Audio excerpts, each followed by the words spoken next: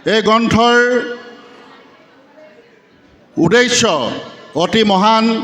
এখন গ্ৰন্থই কঢ়িয়াই লৈ ফুৰে ইতিহাস।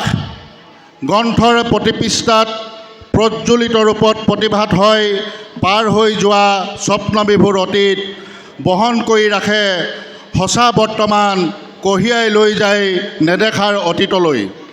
গ্ৰন্থই সময়ৰ হেতুবন্ধন কৰে, তৃষ্ণাতুৰৰ তৃষ্ণা হৰে, উন্মেষী হেঁপাহে উতলা কৰে মনৰ বননি।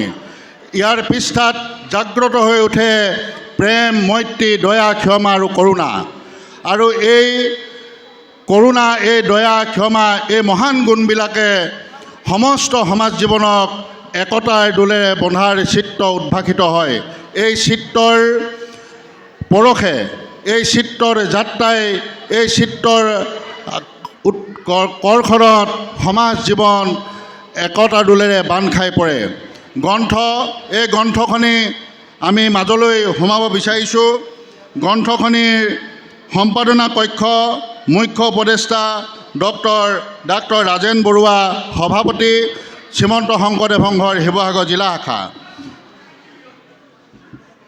উপদেষ্টা শ্ৰীযুত অচ্যুত কৃষ্ণ নাথ, সম্পাদক শিৱসাগৰ জিলা শাখা, শ্ৰীযুত অঞ্জন সাধনীদাৰ, কেন্দ্ৰীয় সদস্য সাহিত্য শাখা সমিতি শ্ৰীমন্ত শংকৰদেৱ সংঘৰ, উপদেষ্টা শ্ৰীযুত নিতু চুতীয়া, শ্ৰীযুত বাসুদেৱ শইকীয়া, শ্ৰীযুত প্ৰণৱ নাথ, মুখ্য সম্পাদক